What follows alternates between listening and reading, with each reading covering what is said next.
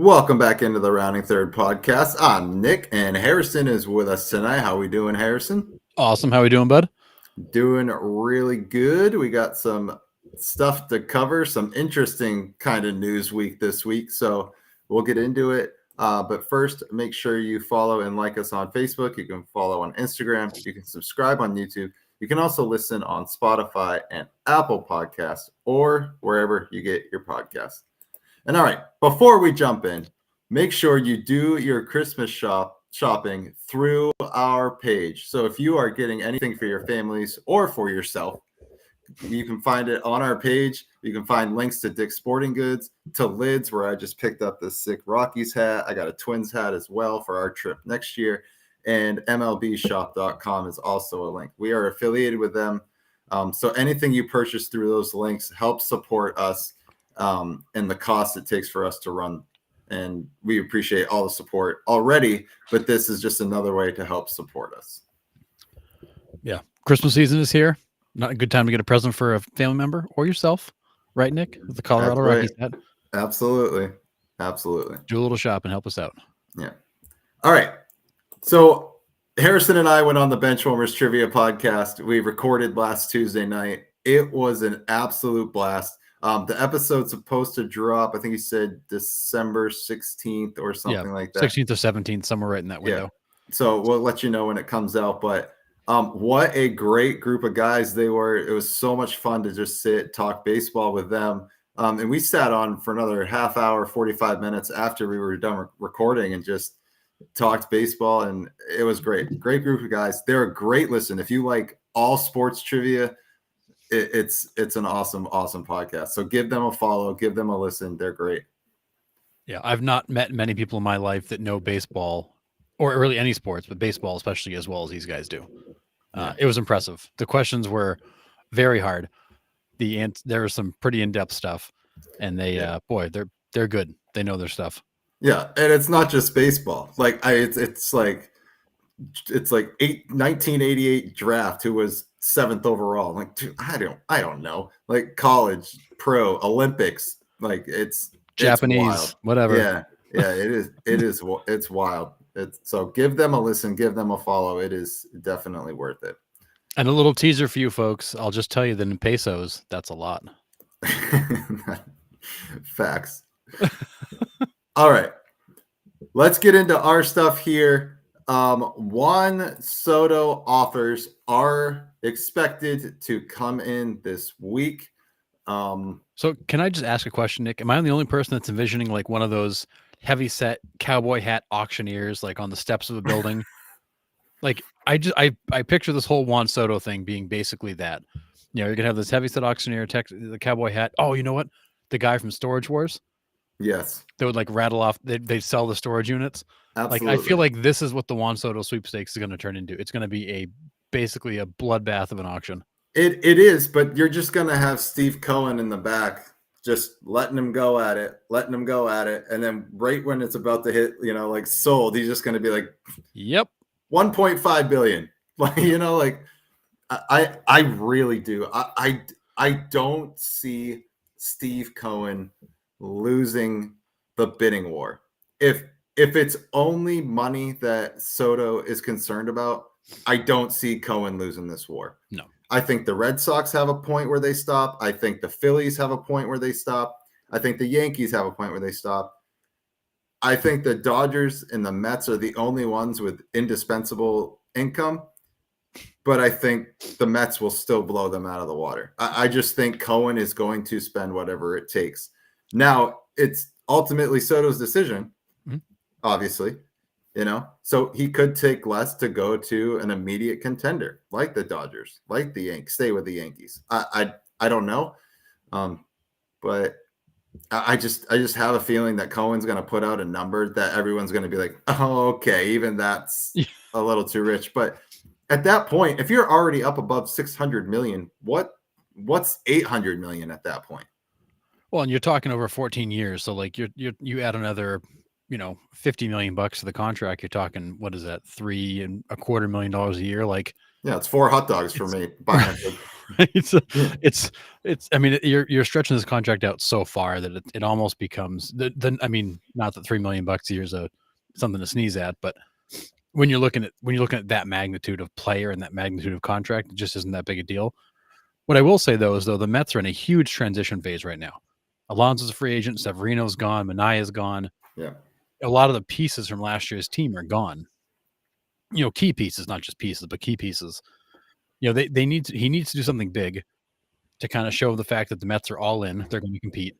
Um, and bringing Soto in, as we've talked about, is going to make other people want to come to New York and play with the Mets. yeah, He's absolutely. the first domino. And Cohen has shown he's not afraid to spend money. I mean, he blew all that money, paid all that insane amount of luxury tax, and then dumped all the players when it didn't work. If nothing else, he is bold and unafraid, and because of Yeah, that, he can do what it takes. yeah. I mean, I still feel that they're the front runners at this moment.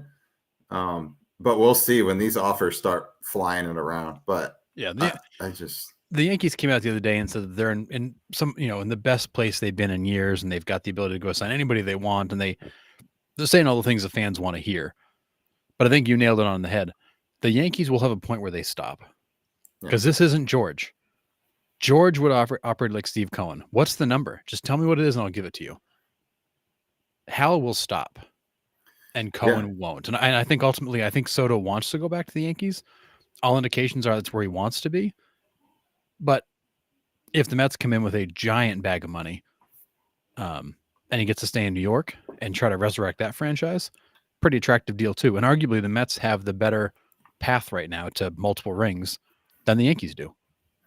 Yeah, I mean, I think the reason I think the Yankees have a tipping point is because they're going to get to a point where it's like, okay, we either re-sign Soto here, or the free agent market is so deep this year.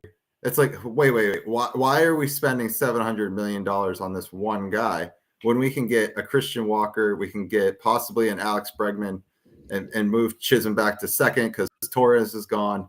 Like we can get 3 or 4 more pieces for the price that we would keep Soto. Is Soto a generational talent? Yeah, absolutely. Of course you want Juan Soto on your roster.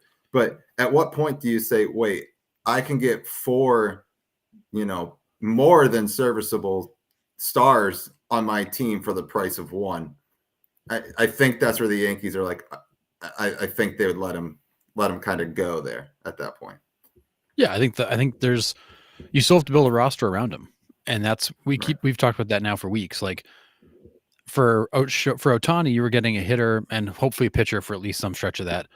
But more importantly, you were getting access to the Japanese market, and that for the Dodgers was more about marketing than baseball.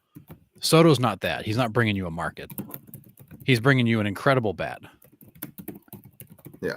But you still need 25 other guys now with the 26-man roster. You still need 25 other guys around him.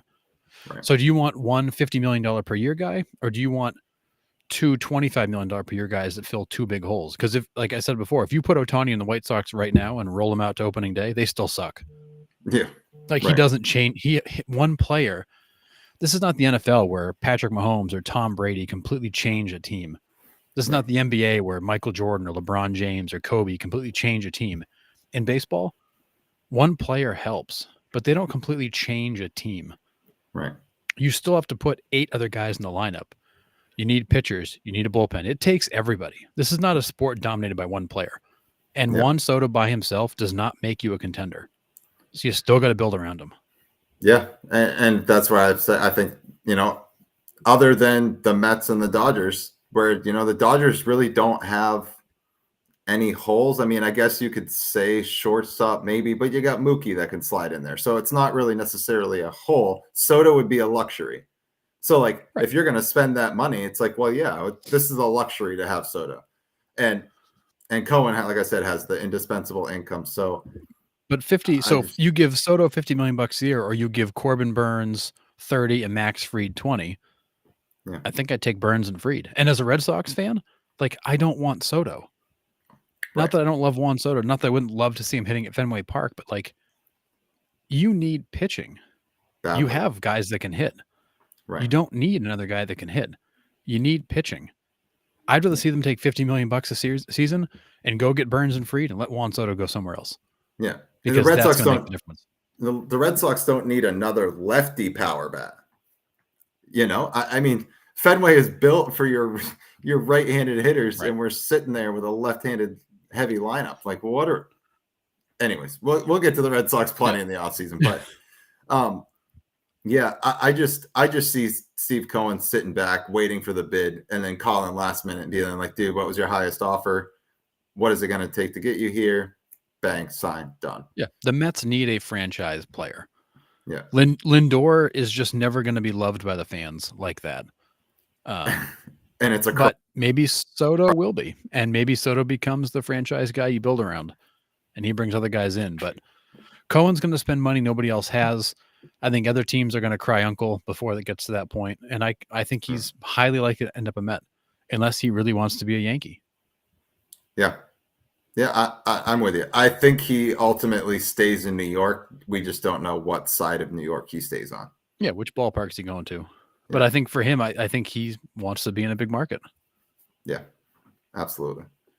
Well, if you're a superstar of the game, don't you want to be in a big media market? Don't you want your name out there? I mean, yeah, I think you do. And I think you want to be marketable, and think you want a chance to be in ads and be seen and be at all the major events. And I think there's an aspect of that that's cool. But I think there's also a lot of guys that would say, like, look at Freddie Freeman. He lives in LA, but he never goes out. I mean, he's a guy that just wants to, he's got a family life. He's got a baseball life. There's nothing in between. Yeah. He's in a big market, not because he wants to be, because that's where he's from. Right. So I think it's really dependent on the player. What are you trying to get out of this? Do you want to do you like the glitz and glamour of being a celebrity, or do you just want to go play baseball and go home? Yeah, it's fair. But it'll be interesting to see what the dollar signs look like when these offers start rolling in this week. I can't wait. And this is just gonna be the low end of the bar. Yeah, exactly. The final numbers aren't going to be out for a little while. This is just round one. No, they're not. I read they're not expecting him to sign before Thanksgiving, but they're hoping like it comes soon after. So, with us saying that we were hoping he was going to sign before the winter meetings in December, might actually happen.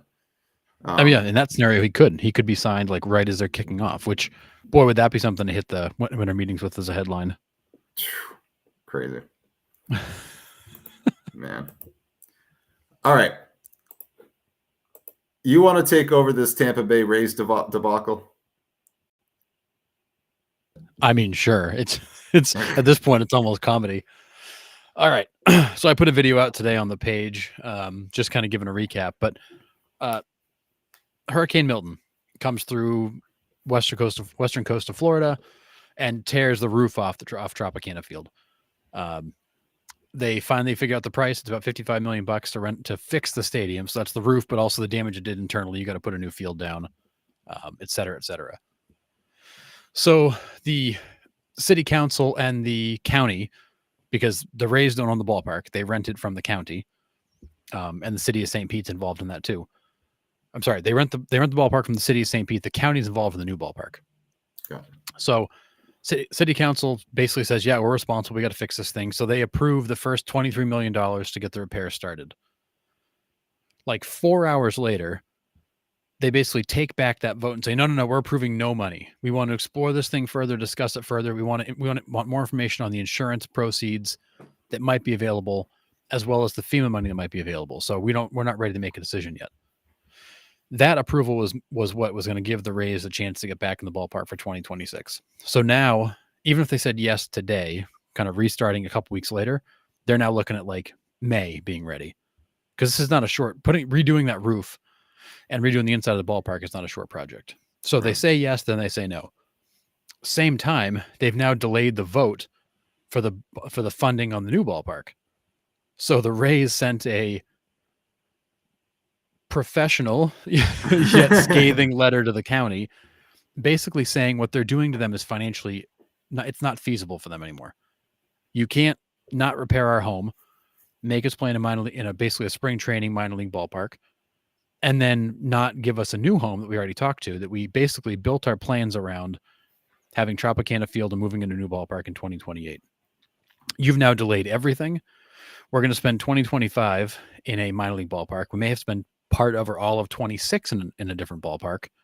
And now we may not have a new ballpark in 28. So the Rays have taken the stance of, this doesn't work. We can't do this anymore. You guys need to either fix this fast or we need to move on. So now the question becomes, and the question circulating around is, where do the Rays play in 2028? Now, MLB came out and reinforced their commitment to staying in the area. They want to stay in Tampa. They think they need to be in the Tampa area to support that market. They don't have to be in St. Pete, though. So now the Rays are starting to look in other parts of the area to say, okay, where else could we put a ballpark? What other, I mean, you still have to work with the county on some of this stuff, so you don't get away from that. Right. But this St. Pete development, this $6.5 billion development they were the anchor of, this whole thing could blow up if the ballpark doesn't happen. So now St. Pete is scrambling. City councilors are fighting. The mayor's under fire. It's a mess. The county's furious because now they're stuck in the middle of this thing. The Rays are furious because they've got no home and no prospects of having a home, it sounds like. So now they're searching to see where they could go. MLB is trying to keep this thing from completely dissolving into a court battle. But the question becomes, is this the beginning of the end in baseball in St. Pete? And most of your local writers are basically saying, your writers and politicians are saying, yeah, this is probably the end. We probably won't save this. No, I mean, it's such a messy situation. I mean, if you're planning on building a new ballpark, why would you want to pour that money into that one and restore that trash heap that it already was before the storm? Dumpster fire. Yeah. So it's like, I get they're kind of caught in the middle. The storm was like probably the worst timing it could have been for the Rays organization and the city of Tampa or St. Pete or wherever they are now. Just the timing was horrendous, but I don't know. I mean, if it's going to drag out like this, I see the whole Rays organization being like, sorry, MLB, I know you want us to stay here, but we got to go. Salt Lake City is practically begging MLB to get a team there. They already got the Utah Hockey Club there. The Jazz are there. Like, they want an MLB team there.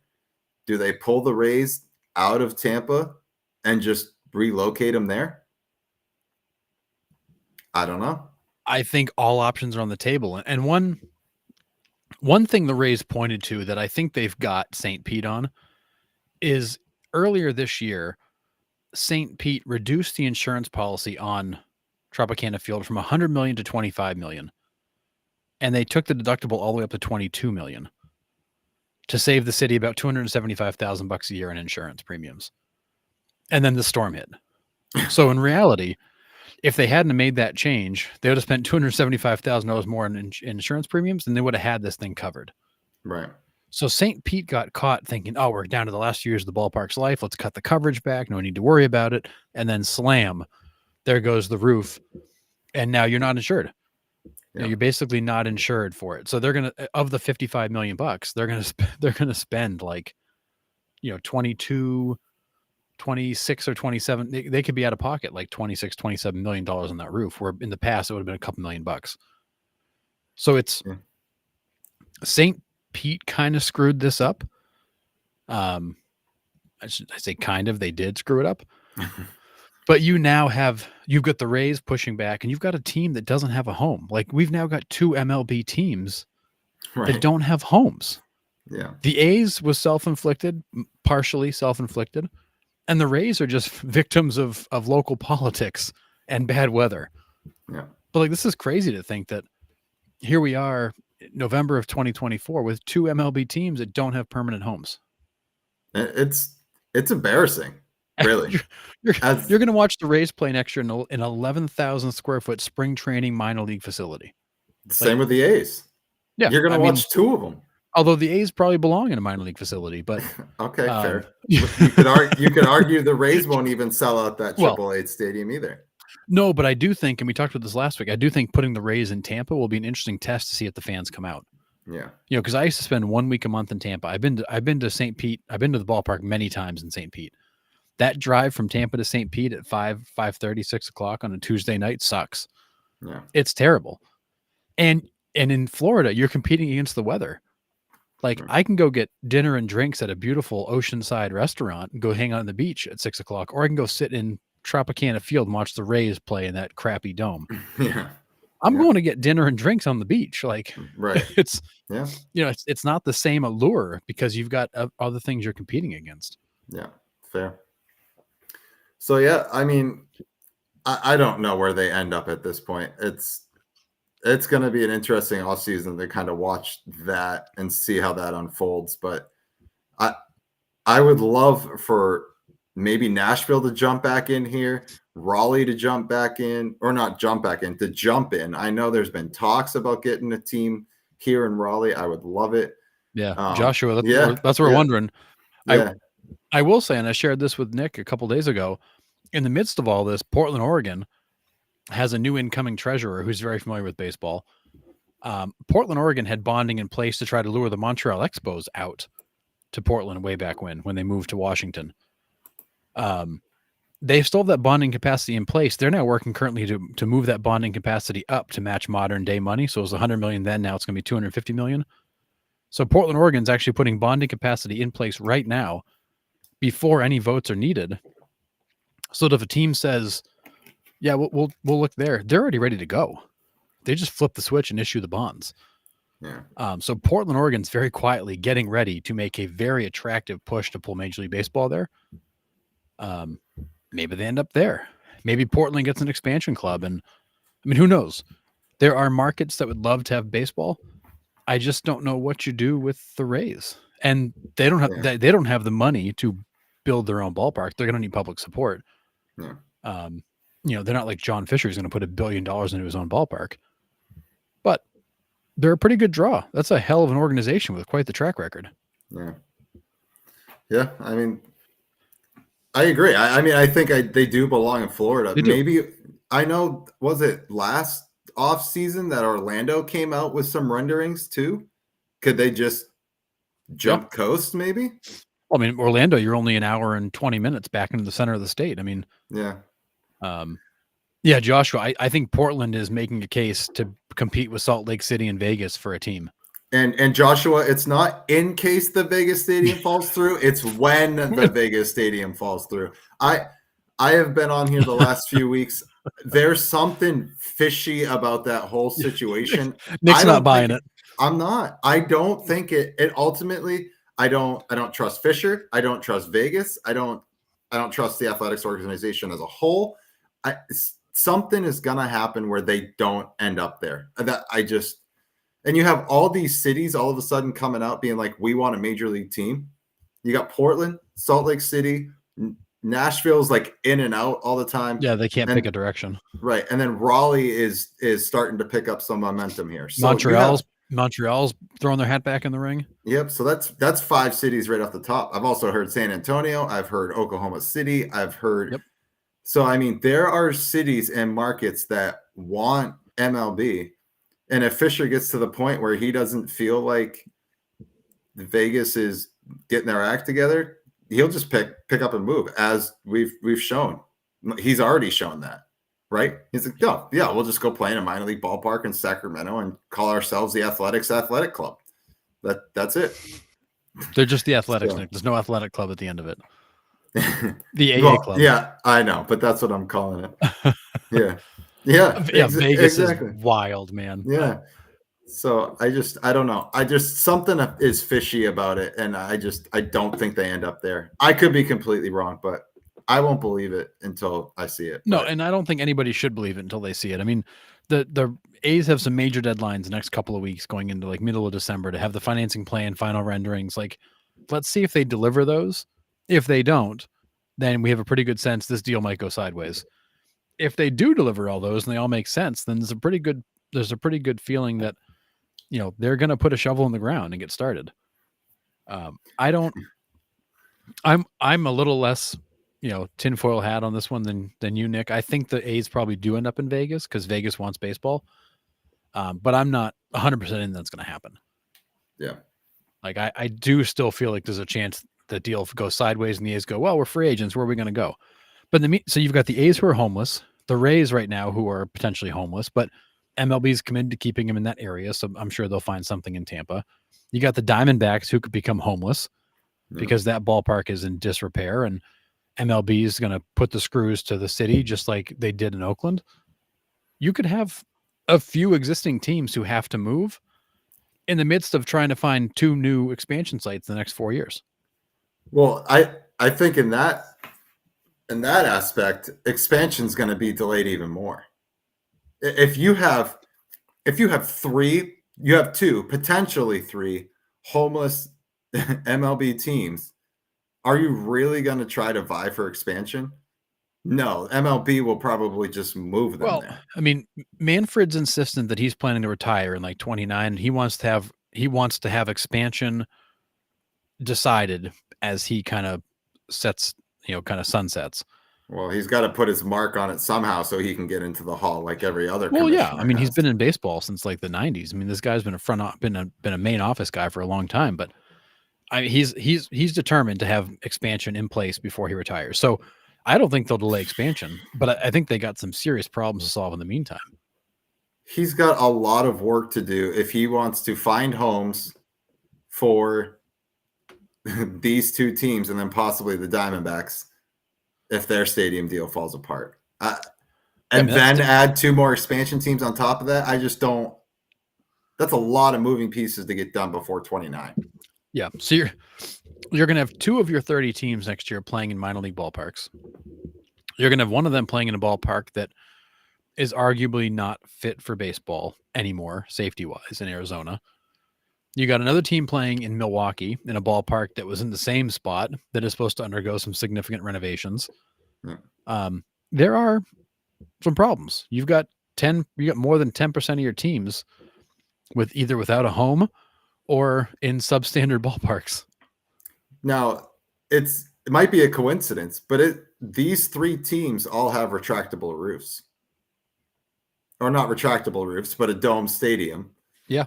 Like, other than the A's, the Brewers retractable, the Diamondbacks, and then, the Rays are domed. Does that have something to do with the breakdown of the stadium over the years? I mean, for sure. Use retractable roofs. I mean, look at the Cowboy Stadium this weekend with pieces falling from it. I mean, these retractable roof stadiums are expensive. There's a ton of moving parts.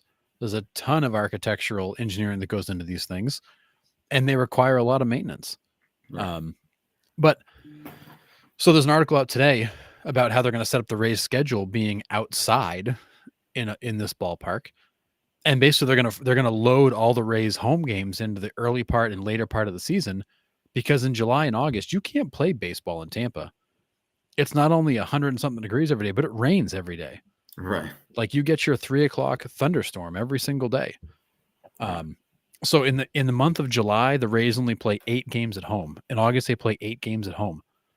They play most of their home games in April and May, and then some in September. But you can't have them in Tampa, July and August outside. You have to be covered. And this minor league team normally plays the Steinbrenner Field. I want to say they said last year they had like 12 rainouts in the summer season, which you can't have a major league team get rained out 12 times. No. Like it doesn't work.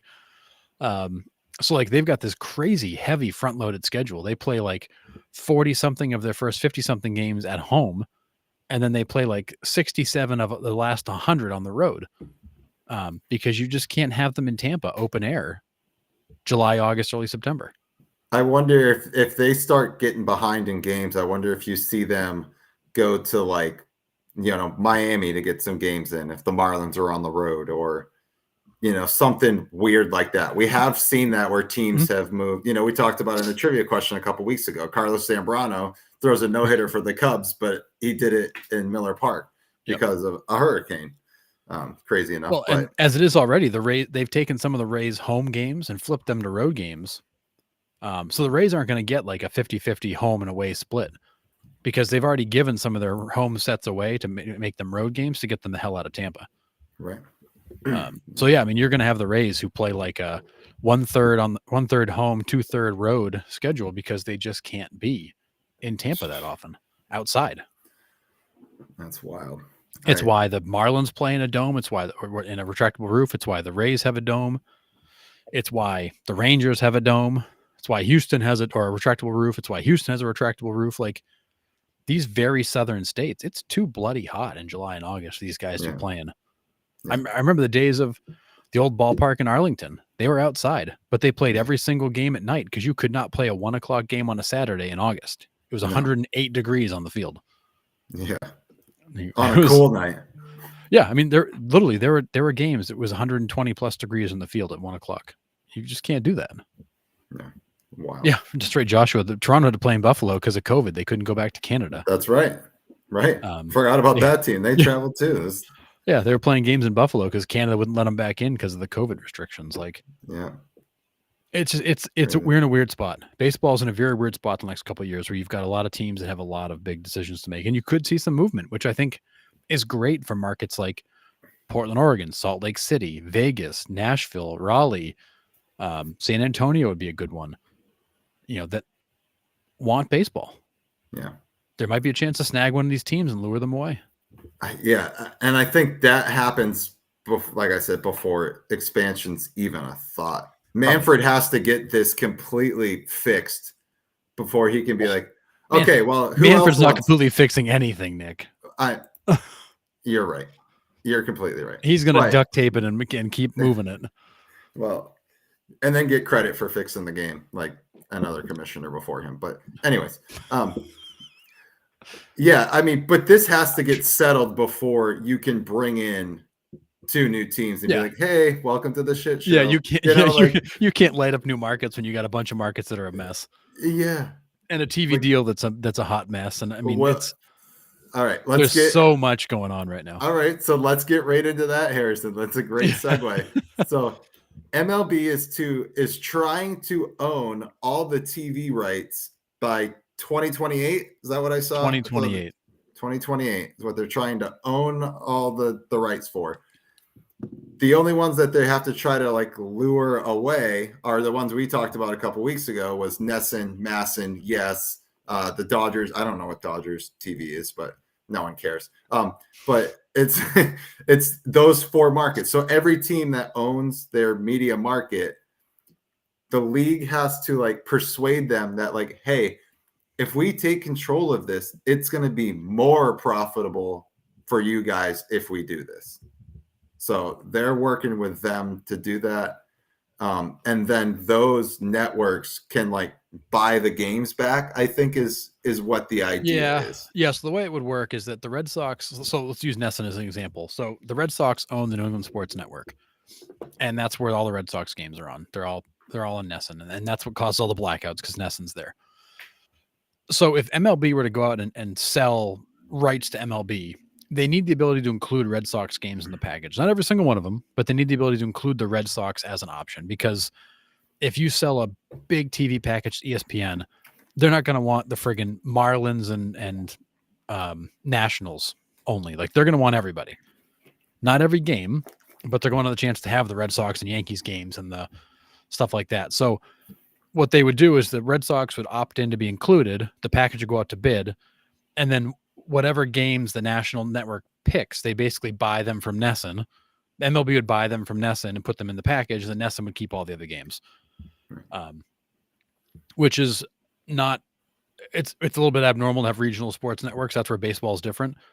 The NBA, NHL, and football, they bid them all out as one giant media package.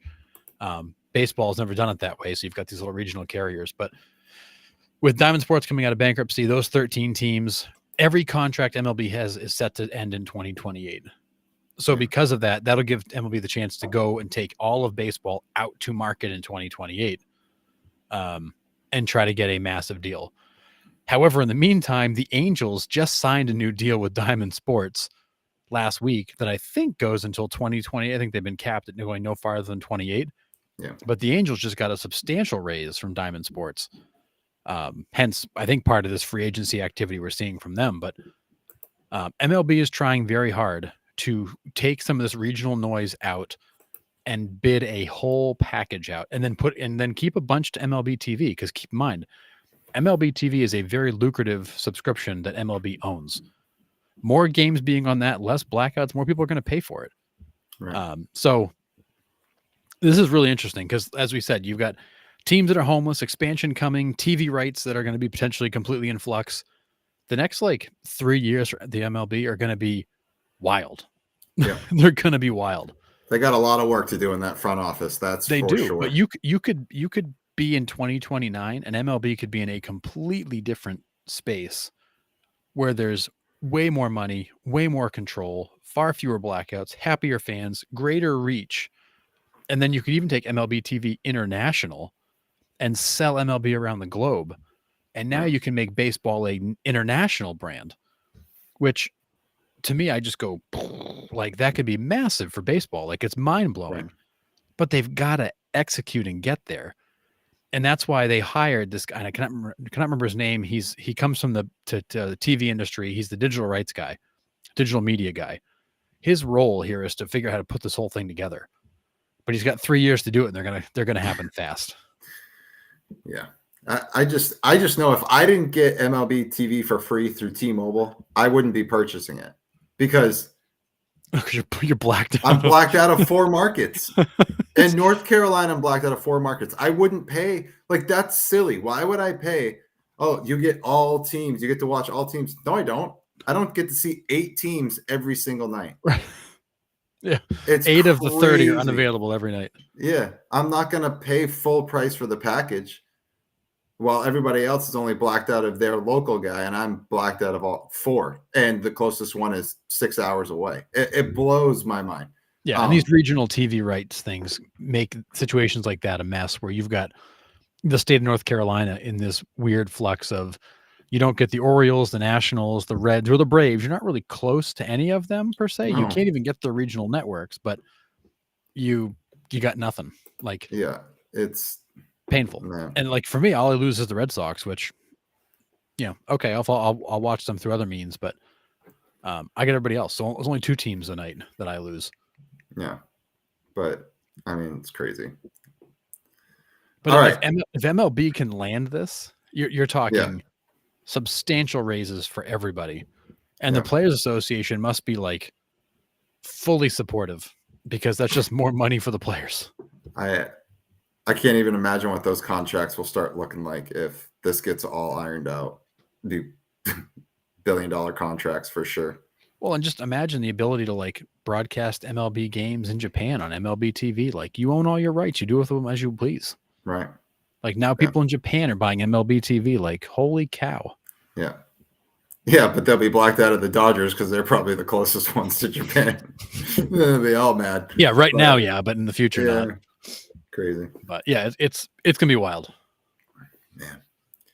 All right. Well, to add more fuel to this fire that's already going on, Robo Umps coming to MLB spring training in 25 with hopes that it comes to the MLB as early as 2026. Now, I am kind of a middleman, Dan, on this one. What do you mean? What do you mean on this one, Nick?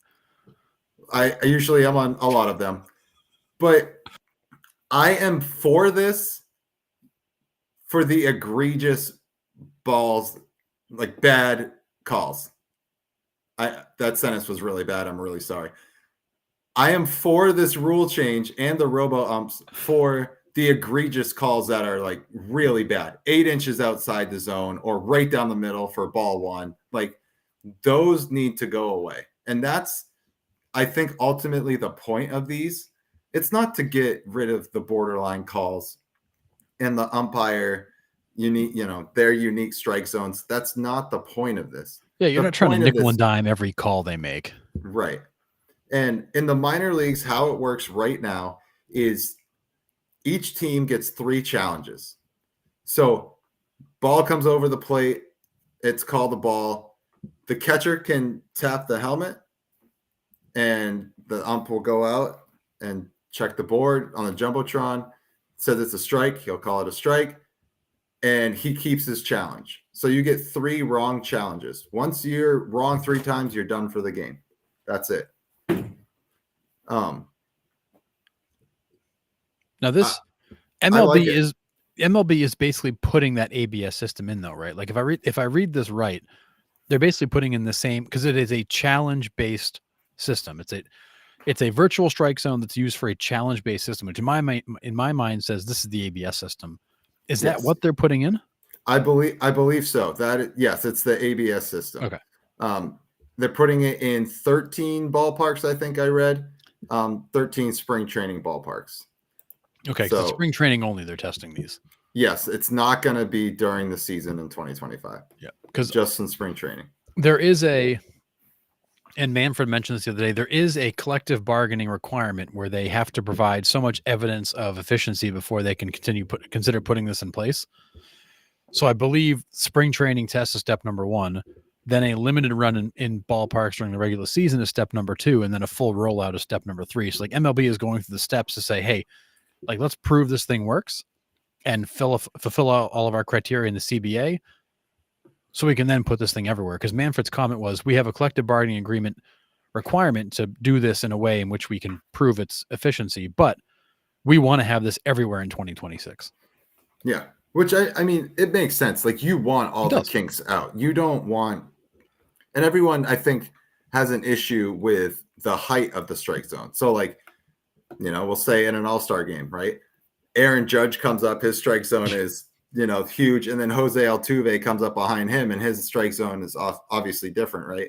With an ABS, how can they tell where that strike zone is? How do they change it? We don't know.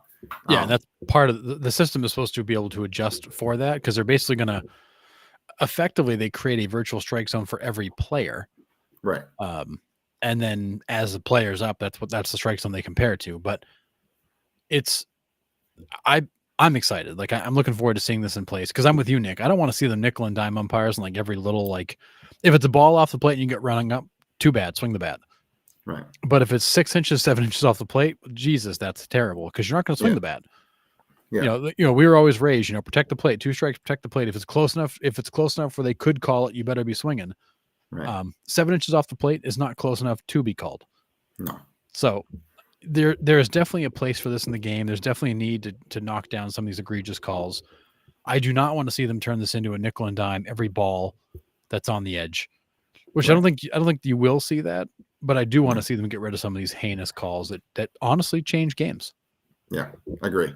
And I posted a video when I went to the Durham Bulls last summer. It literally takes 7 seconds. I mean, either the batter or the catcher just taps the top of their helmet. The umpire stands up, turns around, and says, batter's challenging the pitch. They turn to the Jumbotron, watch the pitch hit the strike zone, and then he makes the right call, and then game goes on. That's it. So they can't challenge every single pitch. It's not like they're sitting there every single pitch be like, nope, that's a ball. Nope, that's a strike. 3 wrong ones, and then you're done. That's all it is in the minors. And I would imagine that's what it's going to be in spring training and stuff going forward. So yeah, which would be great. Yeah. Yep. But again, you're going to have teams that find loopholes around it, and which, we've seen a couple games in the minors end on Robo Ump calls because they either got blown or the batter just had like a random challenge left. So he's like, hey, what do I have to lose? Challenged it and ended up winning it. But so, I mean, you are going to have things like that, games ending on a Robo Ump call. It's going to happen. But I'm for it. The egregious calls need to go away. They're just getting too bad. Yeah, and it's not even that we're saying that the umpires are like blowing the calls. Like when Michael King throws a slider that's got like 97 inches of break, that's hard to call. Yeah. I mean, there's some of these balls that they're hard to call. This is not to belittle the umps. It's to help them, because there's some pitches that are just really hard to catch. Yeah. And they haven't said, at least I haven't seen anywhere where they said which ballparks it's going to be in, but I'll be curious where it ends up.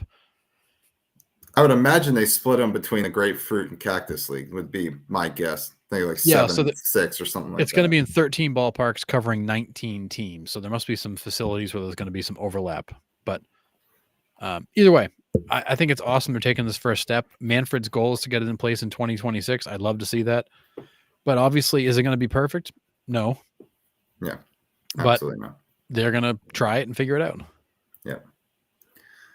All right, let's go over the awards, the rest of the awards last week. So Manager of the Year, Murphy from the Brewers, Vogt from the Guardians. Any surprises there? No, those are my 2 picks. I mean, I think those guys were very deserving. I mean, Murphy inherited the Brewers after trading Corbin Burns and letting Craig Counsell kind of just Joe. quit. That team was left for dead. They absolutely steamrolled through the National League for most of the year, and then Vogt inherited an Indians team that was not expected to do a whole lot, and basically paced the American League. So no complaints there from me at all. Yeah. No, I mean, I picked AJ Hinch just because of the August and September, but I understand it's a full year award and Vogt definitely deserves it. Yeah, and I think AJ Hinch, you know, kind of there's a lot of people pulling for him kind of late because of what he did, and I think he's a guy to watch for next year. And a lot of people don't pull for him because of what he did. Like, yeah, he's very polarizing too. The stink of the Astros scandal will never leave him. Yeah, for sure. And you're right. People will not vote for him just because of that, no matter what he does. Yeah. But that run he took that team on was remarkable. It was wild. It's something I haven't seen in quite a while. Ever since probably the 0-2 A's when they won those 26 games down the stretch or something like that. Yeah, they won 21 in a row at one point. 21, that's what it was. Yeah. Yeah, I mean that's we haven't seen a team come back from the dead like that in a long time. No, that was crazy. I mean, they were selling off parts, thinking their season was over. Yeah, right. Yeah. All right. No surprise at all, obviously, with the 2 Triple Crown winners for the Cy Young, Sale and Skubal. I mean, duh. MVP. Yeah. In the biggest duh moment of the offseason. Yeah.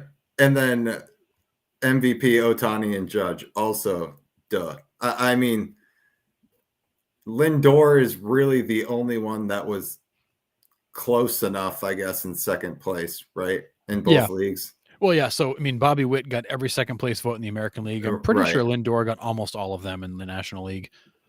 The one, I'm not surprised by the fact they won. I'm surprised by the fact they're both unanimous. There were no votes for other players. And I thought Bobby Witt and Francisco Lindor would steal a couple of votes, but they got none.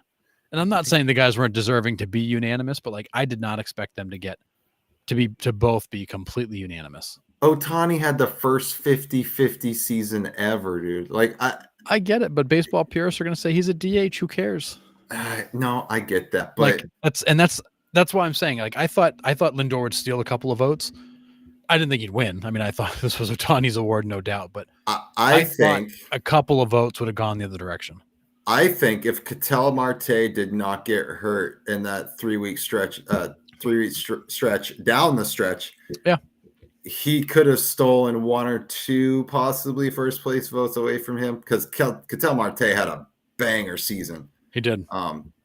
He did. But I mean, Ohtani's 50-50. You can't. No, I mean he was the clear-cut MVP. There's no doubt about that. I'm surprised that nobody else got a single vote. I thought somebody would steal a couple. Yeah. So, but it was pretty clean. I mean, in the American League, it was Judge unanimous number 1, Witt unanimous number 2. It was pretty clean. Yeah. And I mean, Jose Ramirez should have entered the chat there at some point too. He had a ridiculous year as well. He did. I mean, just how do you compete against Judge? I mean, it's just like how do you compete against Ohtani? Yeah, can't. Back to the NL Rookie of the Year real quick, Harrison. Jackson Merrill received 57 MVP votes to Paul Skeens 3. But yet Skeens wins NL Rookie of the Year. Can you explain that to me? Explain it to me like I'm 5. Yeah. So it's funny. So you sent this to me and I'm like, come on, MLB, make this make sense. Like Skeens wins the Rookie of the Year, but Merrill gets more MVP votes. Like that makes no sense to me. But as I thought more about it, I'm like, well, this is the pitcher bias, or maybe it's actually the hitter bias. MVP votes always go to position players. Very seldom do pitchers enter that voting realm all that often. That's fair. So I thought about it more and I'm like, that doesn't make sense. But in the context of the MVP vote, which is almost always a position player, very rarely a pitcher, I was like, okay, it is the bias towards position players. So I feel like what we saw is the perfect example of that bias because Skeens beats Merrill for the Rookie of the Year and then gets so far fewer votes than Merrill for MVP because he's a pitcher. Okay. I feel like that's the only explanation I can come up with as to why it turned out that way. But I do think there are voters in here that are proving that Skeens winning the Rookie of the Year is not as clear as it seemed. Yeah. Yeah, because he won that handedly. He did. Like, it wasn't close. Merrill was everybody's favorite. Yeah. Until he wasn't. Yeah. And that's it's telling. It's telling the fact that it was such a big gap here. Yeah. I just saw that and I was like, but like you just said, the hitter bias makes complete sense now that you say that. But I couldn't wrap my head around it. I couldn't either. I mean, I really thought about it, and I'm like, I can't. I was thinking, make this make sense. Like, how do you get here? And I think that's what it was. You're seeing the bias for hitters for the MVP. Yep. Right. Pitchers get a Cy Young. Right. Like, that's the pitcher's award. If you want to enter the MVP discussion, like, you have to be that much better. Yeah, it's fair. Yeah, unless you have a season like Justin Verlander and you win both and whatever. Verlander, Kershaw. I mean, there's not a lot of guys not a lot of pitchers get MVPs, and rightfully so. I mean, they have their own award. Like, you've got the Cy Young for a reason. Like, that's the best pitcher. Right. Yeah, I mean, you have the Silver Slugger awards, but there isn't like, well, you have the Hank Aaron award too, right? Hank Aaron goes to the best overall offensive player for that league. So yeah. But it's not like the same echelon as MVP, Cy Young. Cy Young, yeah, which is interesting to think about, like why the Cy Young is up there with the MVP, but the Hank Aaron Award really isn't. Well, and I think it's because the Cy Young was designed for pitchers. The MVP was designed for position players and hitters. Yeah. So I think they viewed it as like, here's your best pitcher, here's your best other player, and that was how they lined them up. And then occasionally, like, pitchers have crept into the MVP conversation too. Yeah. Because they've been so dominant. Yeah. Yeah. I mean, and there are some seasons you just can't ignore. Right. You just can't. All right. Let's get into trades and signings so far. So the Angels have made some moves. Where's our resident Angel fan tonight? Where's Jay? I know. So this is Jay's moment. Yeah. So before I even say this, this was way more money than I thought he was going to sign for. But Kikuchi signs with the Angels for 3 years, $63 million. That's $21 million a year for Kikuchi. He's a nice pitcher, don't get me wrong. I don't know if I would have put him in the $21 million range. I think the hard part is I think the Angels are paying, I guess, a couple things. I think the Angels are partially paying the we suck tax. So it's like, we got to overpay a little bit to get you to come here. So there's a portion of like the we suck tax they're paying. But I think they're paying for who he should be. I think the one thing with Kikuchi is that he's had injury problems. He's also had just inconsistency. But like, when you look at a guy, when you take him and when you look at him when he's on, he is exceptional. Yeah. But I think the Angels are paying for the fact they think he's going to do that more often. Is he capable? Sure. You haven't seen enough of it from him, but his stuff is really good. And I do think he could be a great piece for them. But the Angels have very quietly put together a pretty solid offseason. Soler, d'Arnaud, Kikuchi, like, they're making moves. And they traded Griffin Canning. That's right. Away for Soler. But yeah. So like, they're making moves. If you've got a healthy Mike Trout, which all indications are he's had a great rehab. He's had a great rehab for like 5 straight years and then got hurt again. Like, a healthy Trout plus Soler plus d'Arnaud plus Kikuchi paired with Anderson and Ohapi and Moniak and all the guys they've got, like, that could be a sneaky good team. They can't be done yet, but clearly, I mean, Artie Moreno's got money. He's always had money. Right. And I think they were just kind of letting this thing flush itself out. And you're now in a spot like you get Sandoval back later in the year. Like, you could be in pretty good shape. Yeah, in an AL West where, it's the Astros aren't the same Astros as they have been. The Astros are very much in flux. The Mariners were underwhelming last year after we thought, with that pitching staff, they're going to be lights out, and they just couldn't hit water if they fell out of a boat. I think the AL West is kind of wide open. And I think the Angels kind of see that. You know, the Rangers are still battling injuries on the mound. Evaldi's gone. Yeah, you got DeGrom back, but for how long? You don't know Scherzer's status coming back. So I think the Angels are like, hey, there's a slight crack in the window. Like, let's open this and let's get going, or at least moving in the right direction. So, yeah, I mean, good for them. Yep. They're definitely, and you know, I said it a couple of years ago when they made some moves, and of course Trout got hurt and it kind of all fell apart again. But like the Angels, I think, want to contend. They just haven't been able to put the pieces together. Rendon's been a nightmare for them. Brutal. And that's definitely hurt in so many ways. Trout's injuries have hurt. Like I think Moreno wants to win. He's always been that way. Like he signed Pujols and Hamilton, and like he's not afraid to spend money and make moves. I think he was just kind of letting all this stuff flush its way through the system to try to start over. Yeah. Yeah. And I think you hit the nail right on the head too. The young guys that they have right now, the core is a good compliment if they can get a few veterans in there. Yeah. And they could make a good run at the NL West here. So, you know what? I might tune into a few games and see what they got. I found myself watching a fair number of Angels games last year because, like, I really do enjoy the young core they've got. You know, Ohapi's a stud. Moniak is a pretty dangerous hitter. Yeah. You know, they've got talent.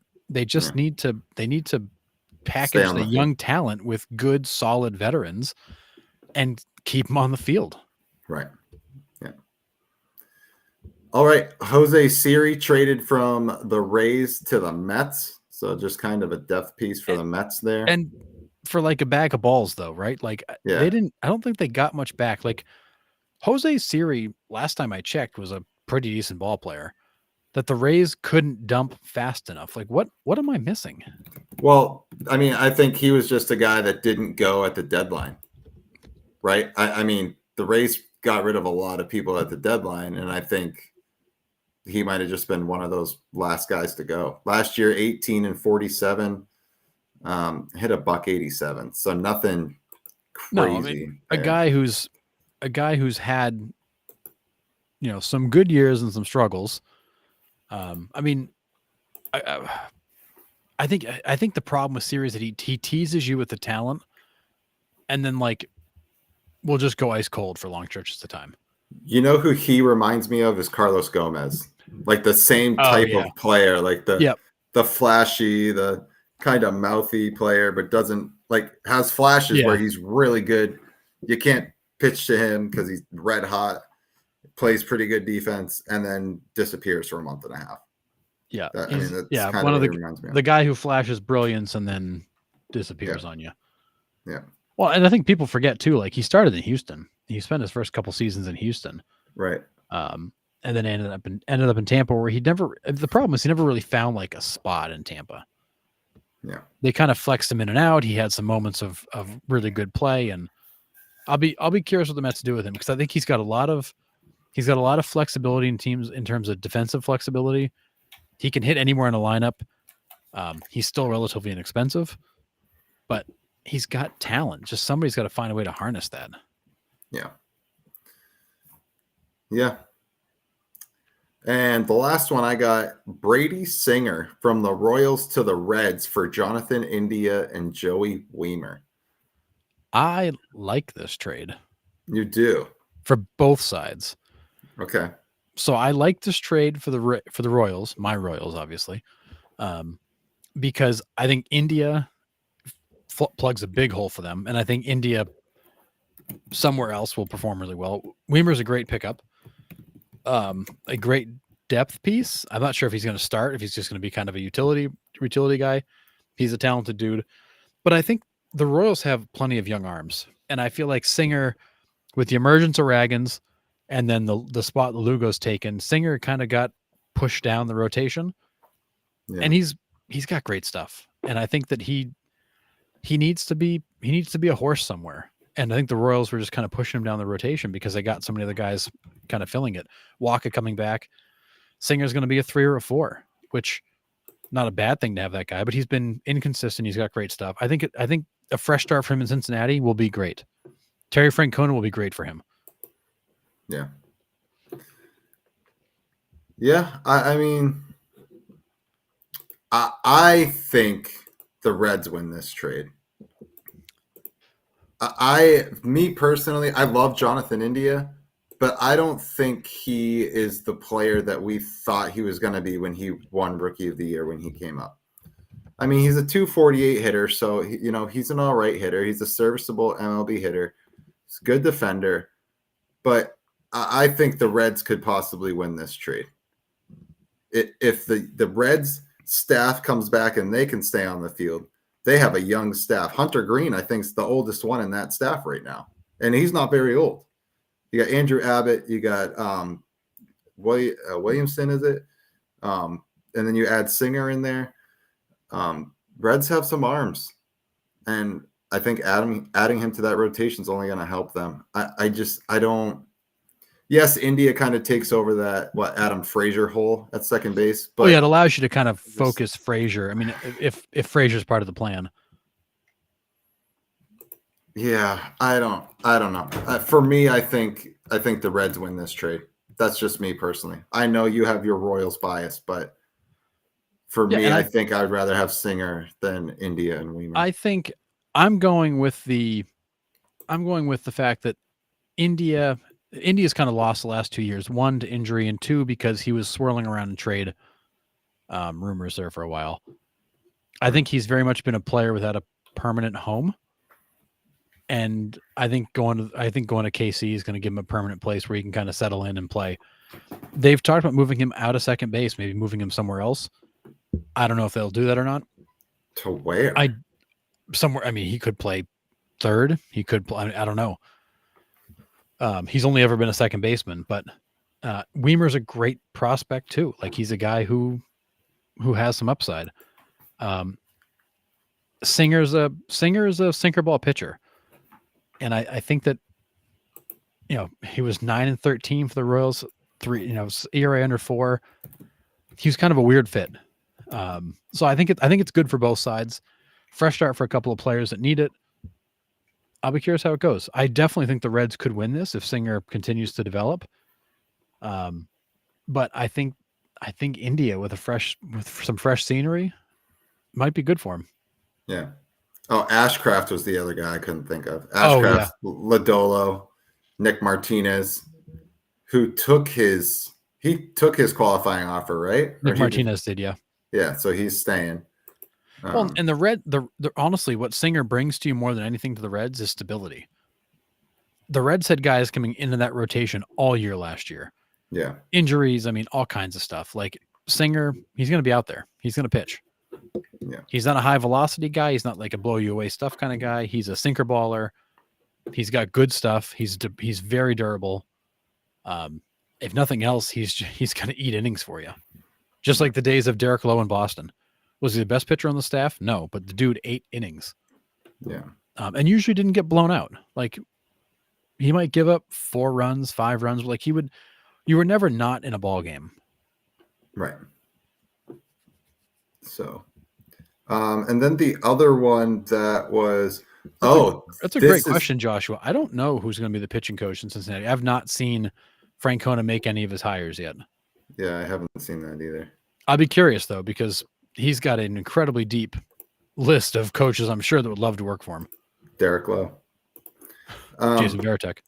So this is another very sneaky signing for the Angels. I forgot they picked this guy up, but Kevin Newman. He played for the Diamondbacks last year. This dude's a spark plug. Yep. Every time he was in, he was making defensive highlights, coming in with a big hit. Kevin Newman's a nice utility piece for the Angels there. I forgot about that.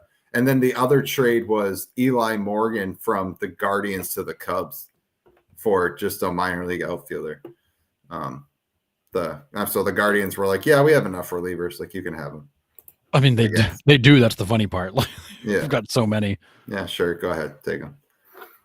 Other than that, I mean, nothing really sticks out. But, I mean, we'll see. Once this Soto news drops, then we're going to see we're going to see shit hit the fan because it's just going to all start flying at us like crazy.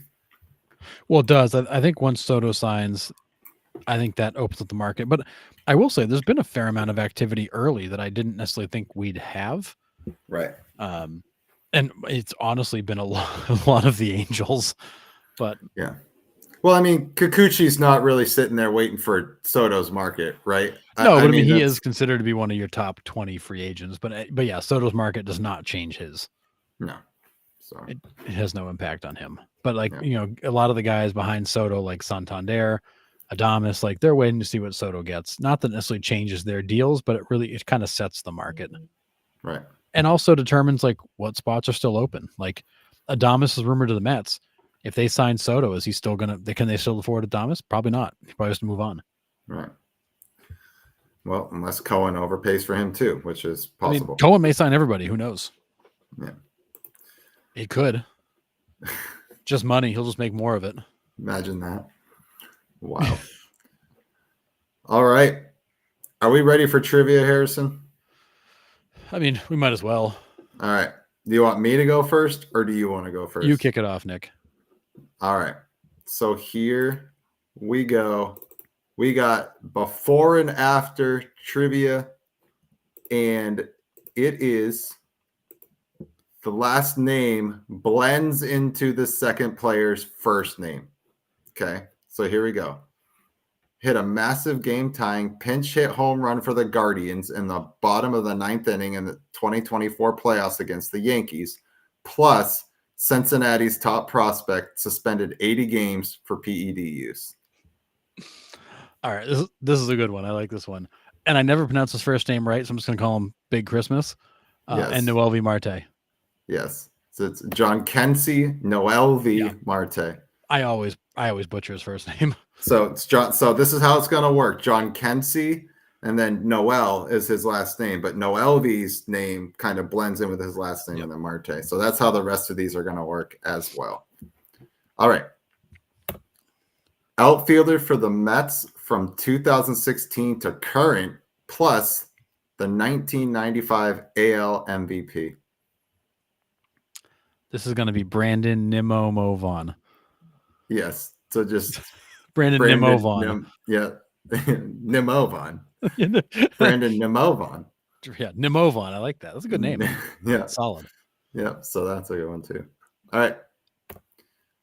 A non-power hitting leadoff batter who went deep wearing number 16, not his usual number, plus played from 1970 to 1988, then managed the Rockies from 93 to 98, and then the Cubs from 2000 to 2002.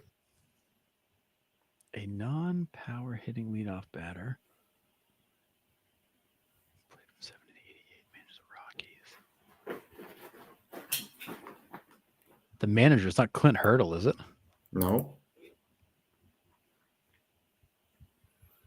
So the number 16 is a clue there.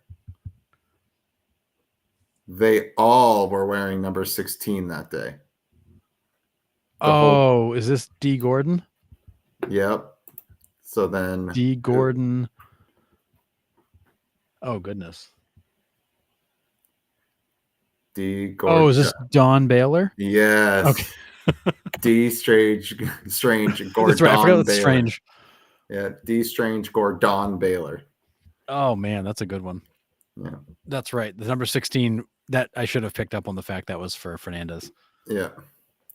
All right, next one. So that was such a great baseball moment. Oh my god, it's one of the craziest ones ever. But all right, Japanese right fielder for the Cubs, plus utility player currently with the Dodgers who seems unstoppable in the playoffs. Japanese right fielder for the Cubs. So is utility player Tommy Edman? Nope. He was unstoppable in the playoffs for the Red Sox as well. Oh, Kike Hernandez? Yes. Oh God, who's gonna be the outfielder? That's gonna tie into that.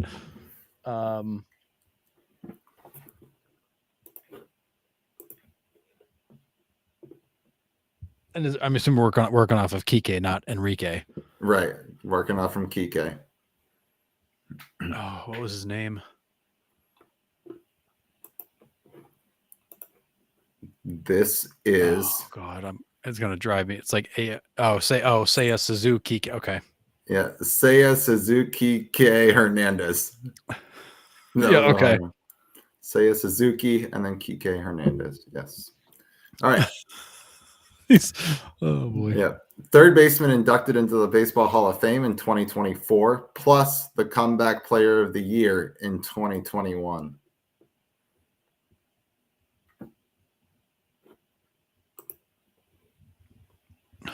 So it wasn't Scott Rowland in 24. Who it was? 24 was this past year. So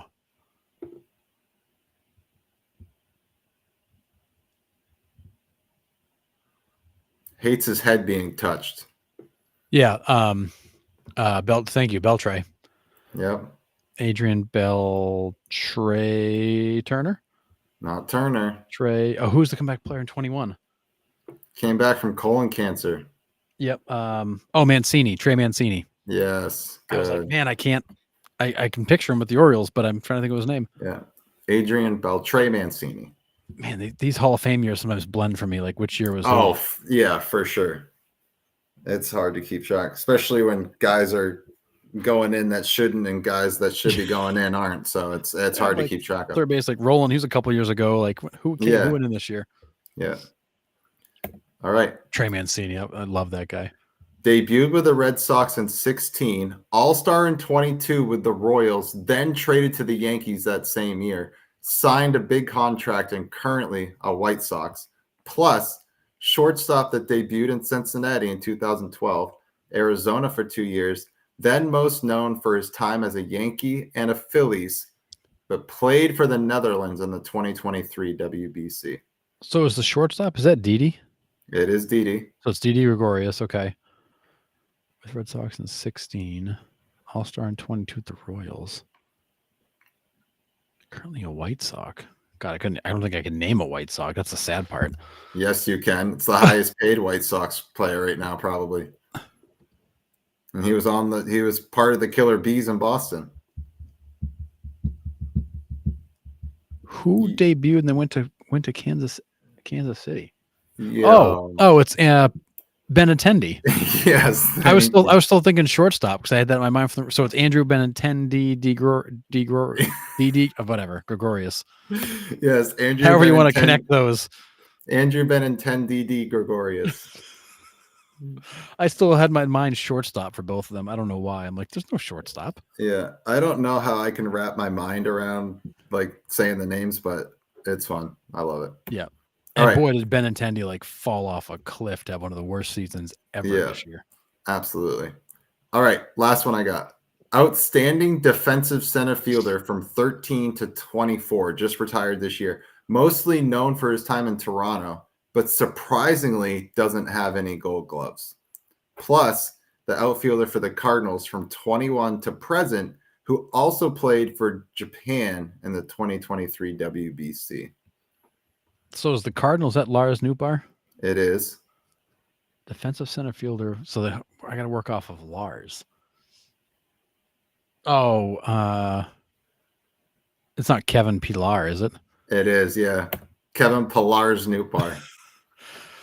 Oh my goodness. Pilar, he is a fun guy to watch. He's like pure energy 100% all the time. And the fact that he has no Gold Gloves, I was like, wait, that's actually what? a bit surprising because he makes some insane plays. Yeah, it was pretty wild for me to like look at that and be like, wait, that's got to be wrong. But wow. Yeah. All right. That was before and after this week, Harrison. All right, what do you got for me? What am I gonna bomb now? Oh, all kinds of good stuff. All right, what do you got? All right. So I went a different route here. So Nick had some before and afters. I went with some top 10 lists. So let's get on to the first one.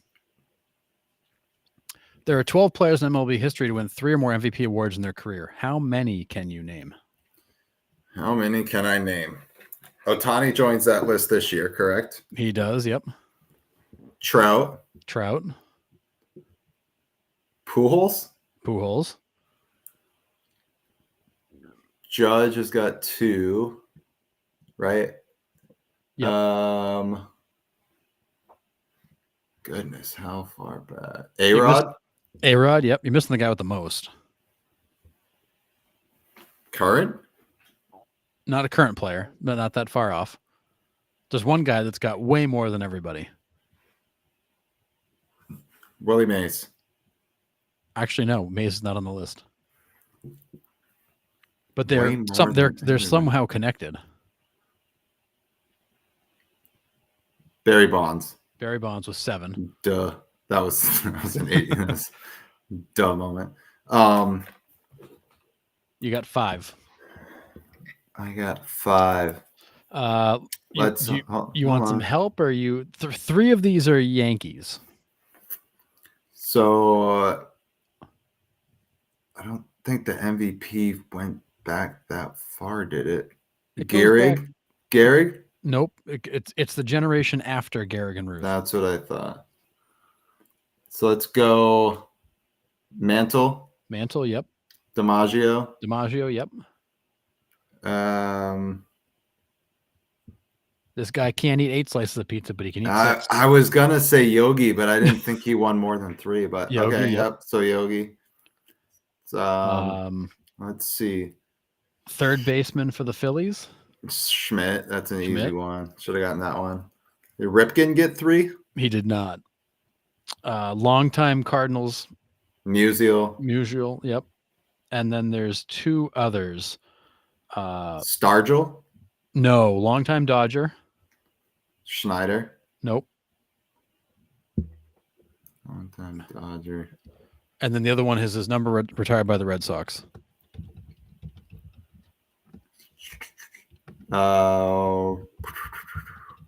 Famously has 2 of the same letter in his name. It's not Door, is it? No, that's too old. No, double something. Oh, Jimmy Fox. Last one, longtime Dodger, Brooklyn Dodger. Robinson. No, good one. Campanella. So here's your 12. Bonds with 7. Everybody else has got 3. Ohtani, Trout, Pujols, Rodriguez, Schmidt, Mantle, Berra, Campanella, Musial, DiMaggio, and Fox. Okay. Yeah. Right. I would have pulled a few of those guys out, but I think Campanella was sneaky for me. Yeah, Campanella. The 2 that kind of surprised me were Campanella and Yogi. I just did not remember either one of them being multiple MVP winners. The rest of them all make sense. What year did the MVP start? 39? It was in the 30s, yeah. I don't remember exactly what year, but yeah, it was in the 30s.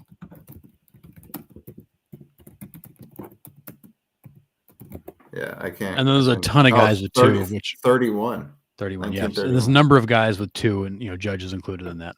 Yeah. So I tried to stick with some of our award type themes. So we've got, since we're in that award season, so we're going to do the same thing with Cy Youngs. 11 players to win 3 or more Cy Youngs. How many can you name? All right.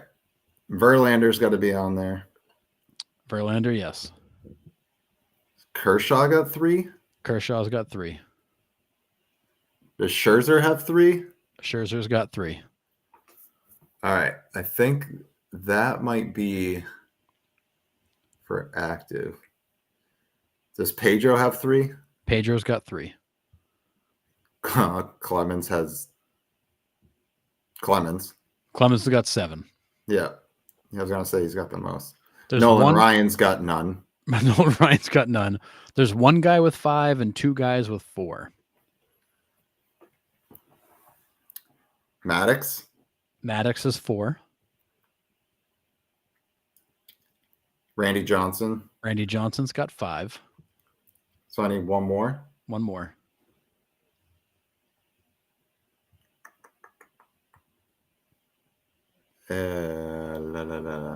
Phillies.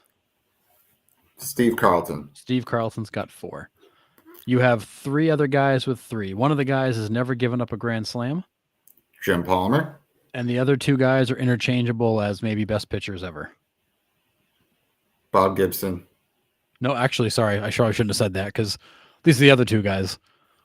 Sandy Koufax. Koufax, yep. And then Mets. Seaver. Yeah. So here are your 11. Clemens, Johnson, Maddox, Carlton, Verlander, Scherzer, Kershaw, Martinez, Palmer, Seaver, and Koufax. Dang. Yeah, quite a list. 7 Cy Youngs blows my mind. It's insanity. Like, it's absolute insanity to have 7. Yeah. I mean, and then I kind of forgot the fact that Randy Johnson had won so many, and he won 2 or 3 in a row. Yeah, 3 in a row with Arizona. Yeah. It was like, oh yeah, and then Maddox won his all in a row. He won 1 with the Cubs, and then 3 straight with the Braves. He won 4 straight with 2 teams. Yeah, he won those 4 Cy Young awards on 29 pitches. Probably, yeah. Yeah, all just dotted around the zone. Yeah. Now, 29 pitches total in the 4 seasons is what I was talking about. No, I totally understood. He probably did. All right, so now let's go to some active leaders. As of the end of 2024, how many of the top 10 active leaders in home runs can you name? All right. Goodness. Giancarlo's going to be at the top. He's number 1. Then we go Bryce. Bryce is on the list. Yes, he's not next, but he's on the list. He's not. Yeah, I have to go in order. Harrison, jeez. No, I'll let you just jump around. God, trying to think of guys that are kind of like older that have been around here. So as the end of 2024. Yep. Wow, I'm drawing a massive blank right now. We talk about how often he's hurt. That's a lot of guys nowadays. West Coast. One of the biggest what ifs. Obviously, Trout. Trout's number 2. Yeah. Is Jose Abreu on that list? He's not. He's actually he missed it by a little bit. Let's see here. Hold on. Let me think for a little bit before you start giving it to me here. Nope, not all them. Would Matt Olson be on there yet? Not yet. Because I mean, he had 2 seasons of 50 plus homers. He's creeping up on it. Let's see here. Trying to think. Somebody else just hit 300 this year too, didn't they? Yes. Drawing a blank. All right, let me give you a couple hints. This one guy. Carlos Santana's a great guess. Is that Carlos Santana is on the list. Yes. He's number 9. Andrew McCutchen. Nice job, Joshua. Yeah, Andrew McCutchen. McCutchen is on the list, number 10, 319. Yeah, so Santana just got me to McCutchen. Santana's at 324, just ahead of McCutchen. Yeah. All right, so we have Harper, McCutchen. No, you said Bryce isn't on there. Bryce is on there. He's number 7. So Stanton, Trout, McCutchen, Santana, and Bryce. You've got half the list. And Bryce, I got half. You're missing 3, 4, 5, 6, and 8. Okay, let's go. Number 3 is currently a free agent.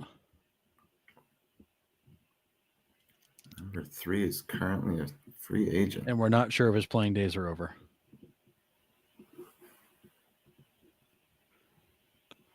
This is fun being on this side, Nick. Yeah, it's hard, man. It is. Bat slowed down last year, not the same player anymore. Oh, Paul Goldschmidt. His teammate, his former Arenado's on there. Arenado's also on the list. Yeah. This guy tends to hit home runs in the World Series. Steve Pearce. Yeah. No, he hits them in 6 straight games though. Daniel Murphy. No, this year. I know, Freddie Freeman. Thank you, Freddie Freeman. Yeah.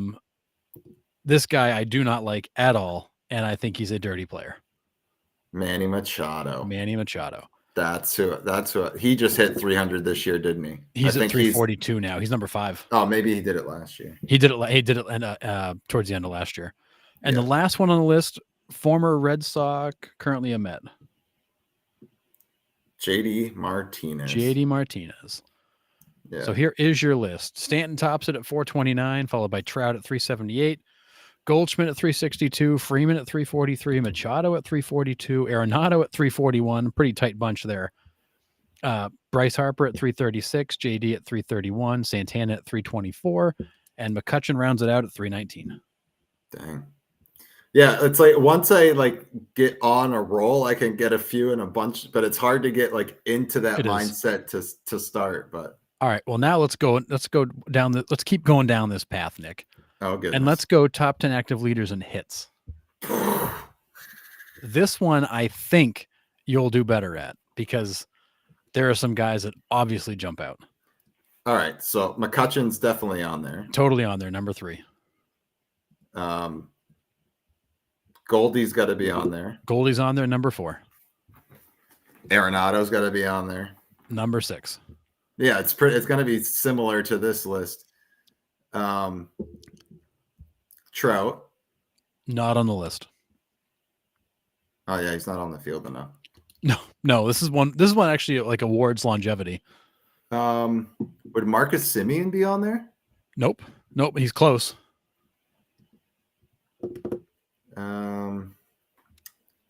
Let's see. You got a 3 or 4 more that are repeats from the previous list. Yeah, I already forgot that list. I already put it out of my head.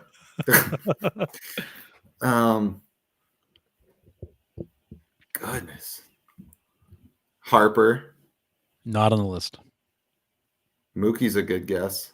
He's not. He's close, but he's not. He's close. Yeah, he's not in the top 10.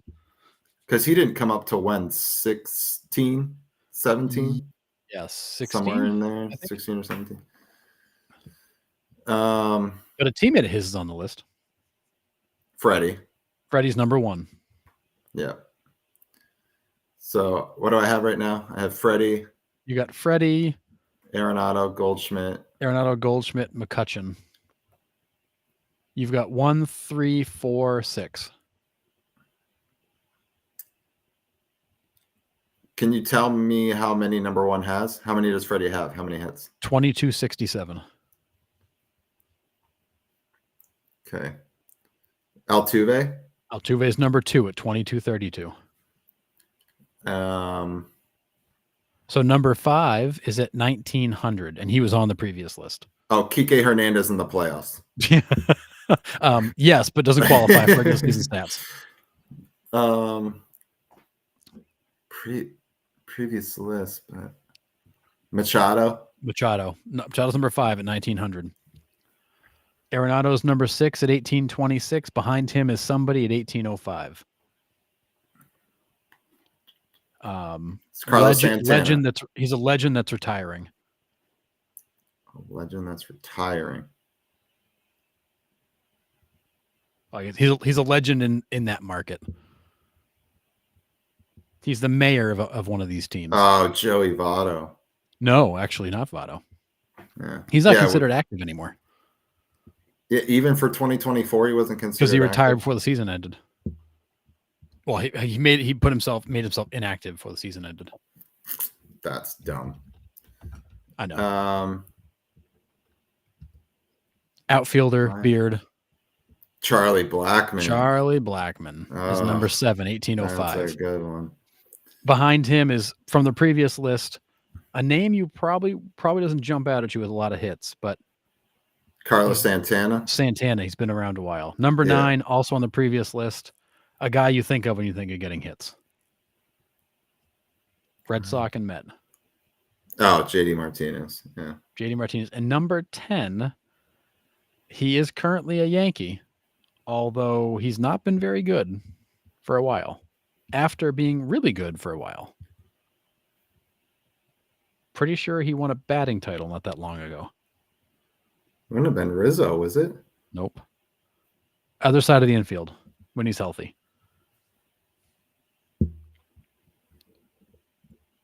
Other side of the infield when he's healthy. 2 letters in the first name.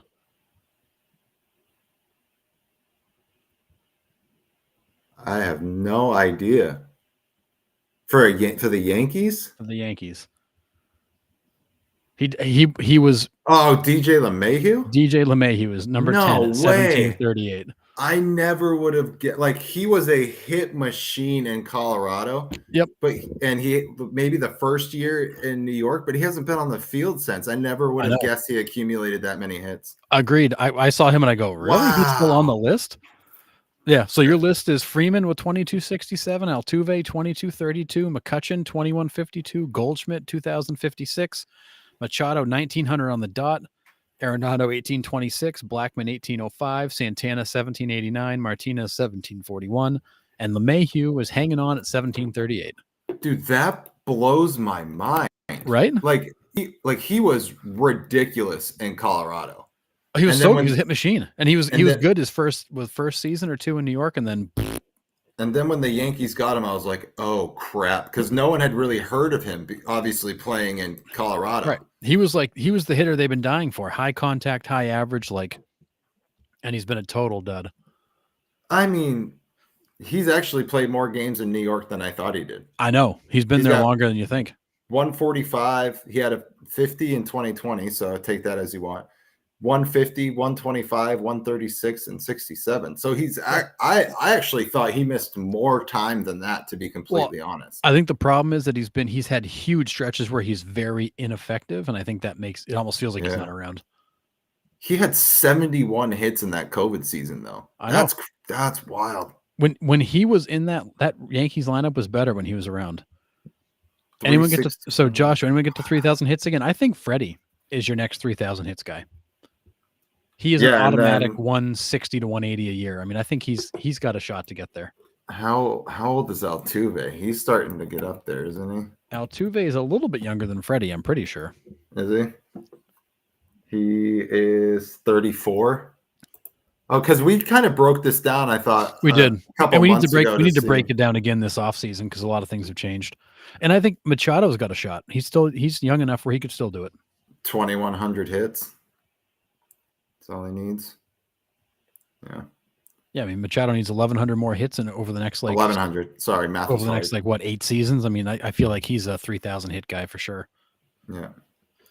But yeah. All right. So realistically, I think your next three are Freeman, Altuve, Machado that could reach that. Yep.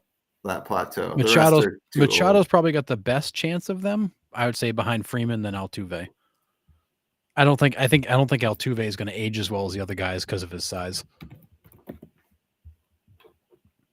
But we'll see. Because Freddie is 35, so he has to average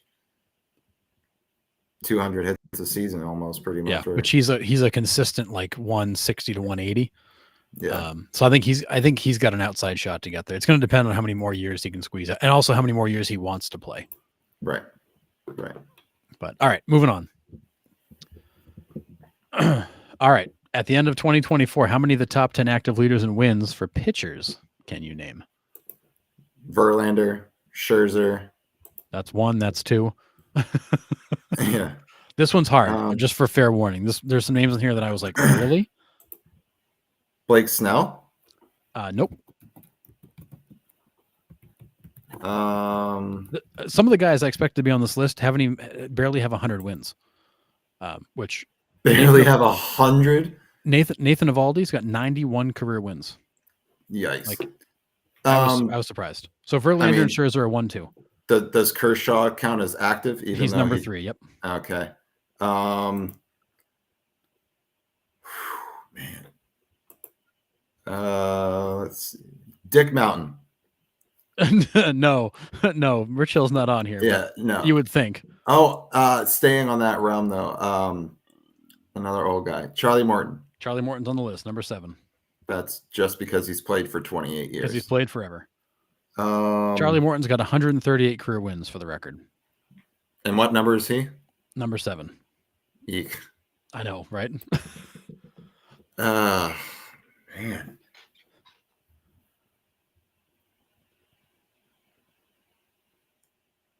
This is hard. And some of these names I'm like, really? That's Let's okay. See. Older pitchers that are still around. You said Eovaldi. Not all older pitchers. Garrett Cole doesn't have that many yet, right? Garrett Cole's number 4 at 153. Oh, he is there. Yeah, the bar is not super high here. The number 10 guy's got 111 All career right. wins. So then would Sale be up there? Sale is tied with Morton. Okay. How many more do I need? How many do I need to scrape the barrel with? You need 5, 6, 9, 10. 5 and 6 are guys who are at the end of their career that are going to be remembered for places other than where they're at now. Honestly, number 5, he was a Red that we loved. A Red that we loved. That kind of disappeared for a little while, and he's tried to resurrect his career. Oh, that's a good one. Lance Lynn. Lance Lynn is number 6 at 143. Nice. Oh, I forget that he pitched this year, but I can see him. Funky windup. Cueto. Turns us back to the plate. Cueto's number 5 at 144. And then you need 9 and 10. Goodness gracious. Number 10 is I guess they're both Cardinals right now. 9 and 10 are both currently Cardinals players. Number 9, lesser known, older. Sonny Gray. Sonny Gray is number 10. I never would have guessed that. At 111, and then he's got a teammate with 112. The teammate would be probably best remembered for being in Minnesota early in his career and then bounce around a little bit and pitch in St. Louis last year. I don't know that you'll get this one, Nick, because I don't think I would have ever guessed him. But well, let's see. Cardinals rotation this year: Mikolas, Gray, Gibson. Who else is in that rotation? Is it really? It's Gibson? It's Gibson at 112. There's no way I would have gotten that. That's why I kind of paused you. So here's your top 10. Verlander at 262, Scherzer at 216, Kershaw at 212. Then it falls off fast. Get out of here with Kyle Garrett Gibson. Cole 153, Johnny Cueto 144, Lance Lynn 143, Charlie Morton 138, Chris Sale 138, Kyle Gibson 112, Sonny Gray 111. Get out of here with that Kyle Gibson crap. Right? That's brutal. Those are the only 3 pitchers I could name on the Cardinals. I couldn't give you anybody else either. Yep. No, and I was actually surprised you threw Gibson in there because honestly, not a name most people remember. He played for Baltimore, I think, a little bit. For a couple of years, yep. Yeah. Kind of an unremarkable career, but a guy who's been consistently good enough to hang around. Yeah. That's a weird list. This one was weird. This one was kind of fun. I'm like, oh, this will be fun to torture Nick with. All right. Next question. At the end of 24, there are 9 teams that have won 10,000 plus games all time. How many can you get? Yankees. Yankees, yep. They're number 7. Red Sox. Red Sox are not on the list. They'll be the next one on the list. They're at 99.55. All right. So Yankees, Dodgers. Dodgers are number 2. Giants. Giants are number 1. Cardinals. Cardinals are number 8. Athletics. Not on the list. Reds. Not Reds are 5. 10, I was 10 going to say, they've been around since 1776. Yeah, they've been around for a while. So that's 5. You're missing 4, 6, and 9. Did I say Giants already? You did, the number 1. Oh, yeah. Number 4, you're blacked out. Braves. They've been around forever. Yep. Would just trying to think of like old franchises here. Indians, Guardians. Nope. Yeah, these last 2 teams are East Coast. So Senators, they Senators / Rangers / Nationals. Nope. One of your favorite players of all time played for this organization. Oh, Pirates. Pirates are number 6, and then number 9. I'll get there. Hold on. Definitely the Tampa Bay Rays. For sure. Yep. Nailed it. And then Rockies is my second guess. No. Tigers. No, good one though. They're close. They got to be close or They're fairly not far close. off. White Sox? Nope, this is East Coast, like extreme East Coast. Oh, it's extreme East Coast. Terrible fans. Oh, Phillies, duh. Phillies, yep. See, what happened was I linked Philadelphia A's in, so then I crossed them out of my mind. Yeah, so Giants with 11,541, Dodgers 11,432, Cubs 11,327, Braves 11,114, Reds 10,934, Pirates 10,839, Yankees 10,778, Cardinals 10,505, Phillies 10,207. Then I footnoted the fact the Red Sox are 10th at 99.55, and we'll cross that threshold, hopefully, 25. God, unless we have a White Sox season. Yeah. All right, last one, Nick, and this one is just strictly here to torture you. Great. All right, you ready? There are 10 players in MLB history to receive votes for Rookie of the Year, Cy Young, and MVP in the same season. How many can you name? Fernando Valenzuela. Valenzuela is one of them. Yep. Would Verlander be on that one? Verlander, yes. 2006. Let's see. And it's just votes. They didn't necessarily win. They didn't necessarily win. They got votes for every single one of them.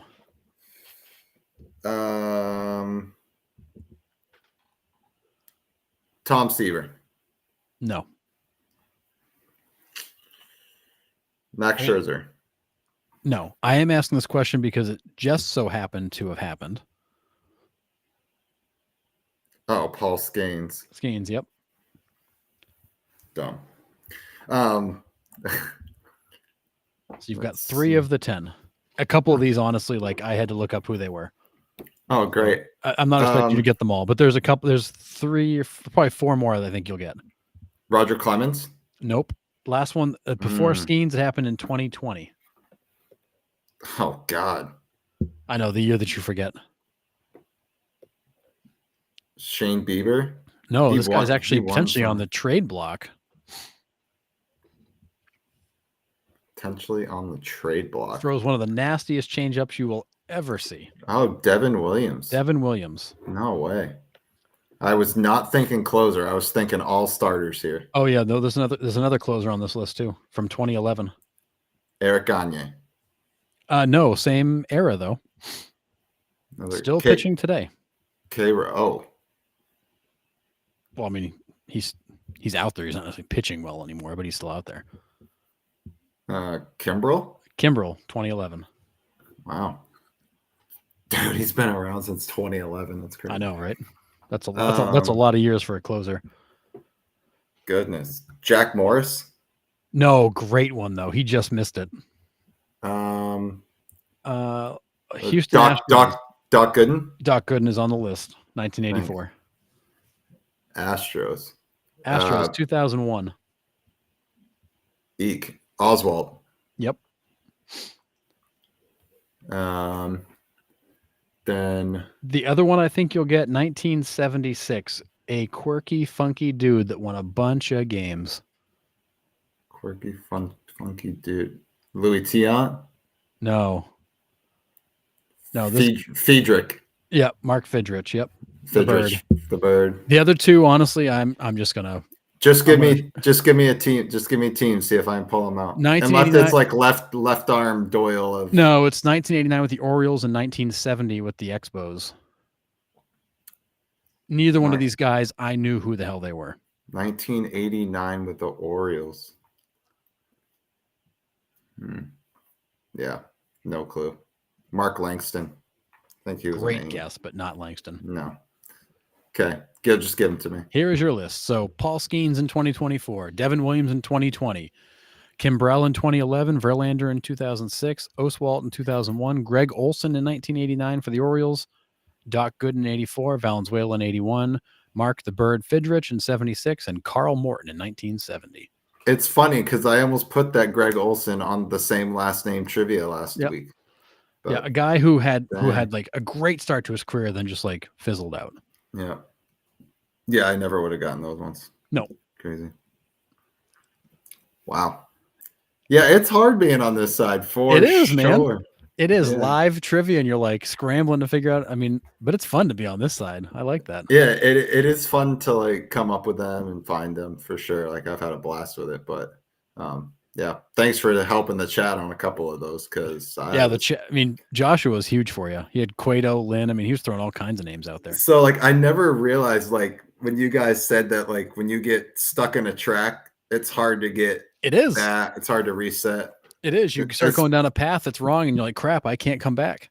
Especially live, it's hard to just do it. You just start rattling off names. You do, and you get stuck in this little cycle of I can't move on, or like you can picture the guy and can't think of the name, and it's like drives you crazy. Yeah. Well, I'm glad we're going to be splitting them from now on, so I can start getting better at it myself too. So yeah, it's fun. It's fun, and those I thought were fun because it's kind of staying with the end of the 2024 season, award season. Yeah, stuff we don't talk about a lot. Yeah, absolutely. All right. Do you have anything else you want to end with or want to bring up before we pop off for the evening? No, I think that we had mentioned the Rays, the fact their schedule had been changed. Certainly a lot still to happen there. There's also an article came out a couple hours ago. Major League Baseball had some games planned in Mexico and Puerto Rico for next year that they're now canceling due to issues with locations and travel, etc. So I think the MLB is starting to hit a wall with how much of this international stuff they can do.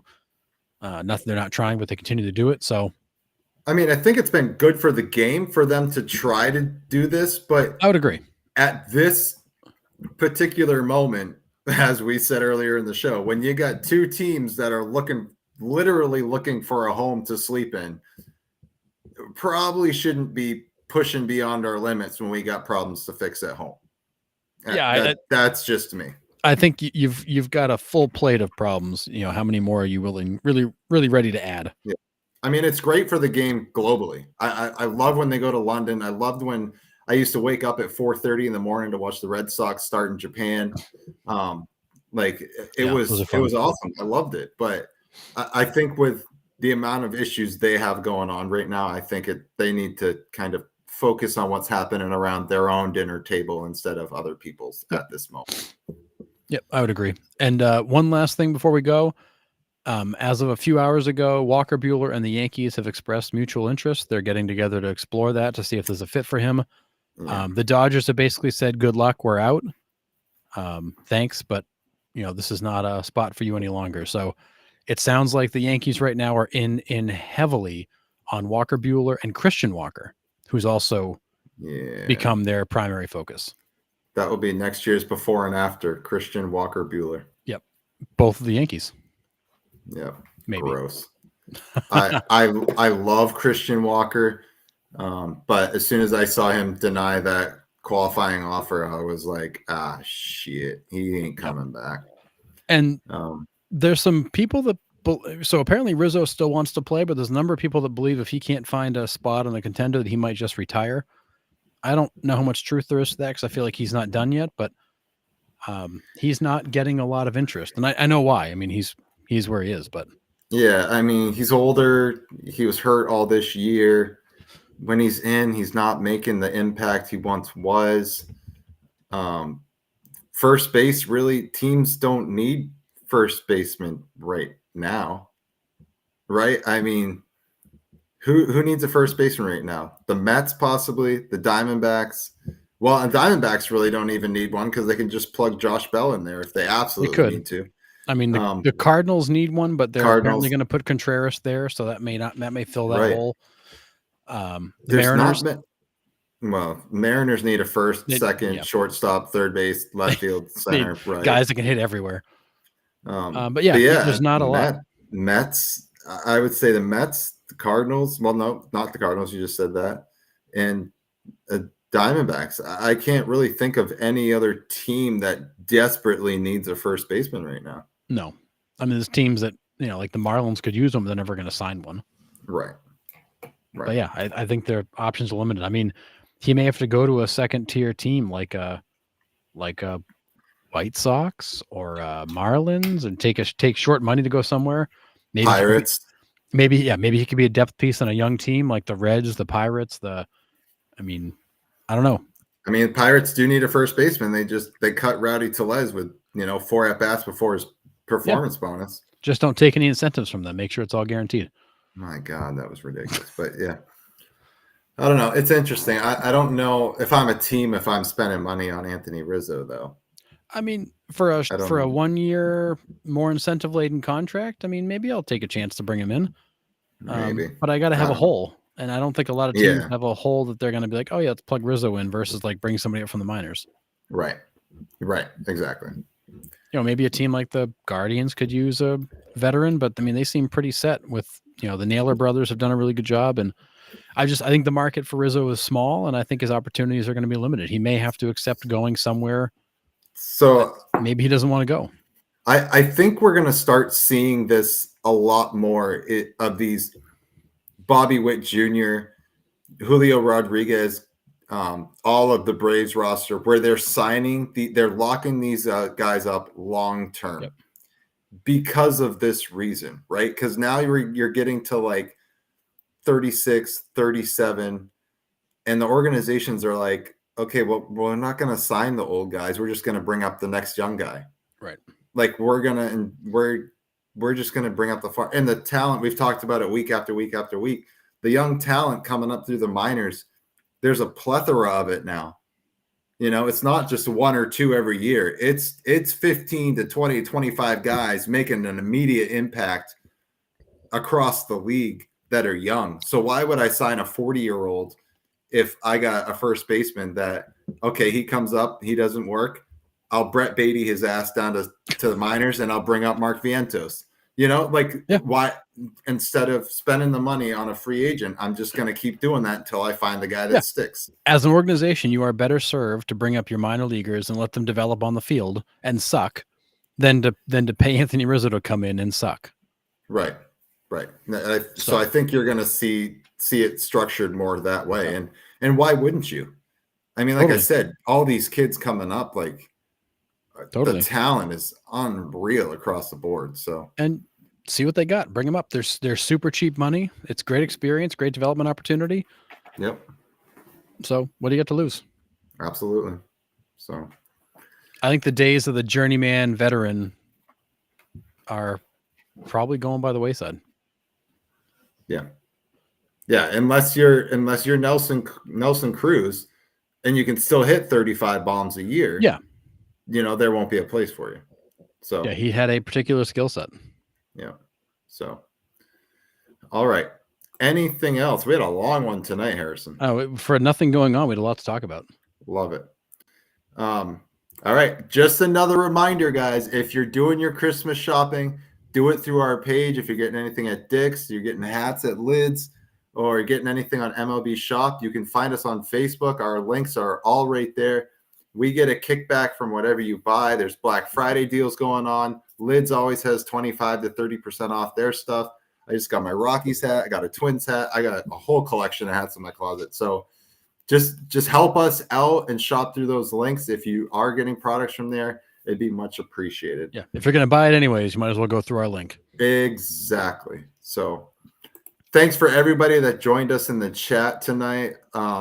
Really appreciate the help through trivia. That was my first time on my own. So Joshua really was clutch on the trivia. So absolutely huge. Thank you. But before you go, make sure you follow and like us on Facebook. You can follow on Instagram. You can subscribe on YouTube. You can also listen on Spotify and Apple Podcasts or wherever you get your podcasts. Share our reels, comment at our reels. We really love the interactions. And we'll see you next Monday at 8 p.m. Eastern Standard Time.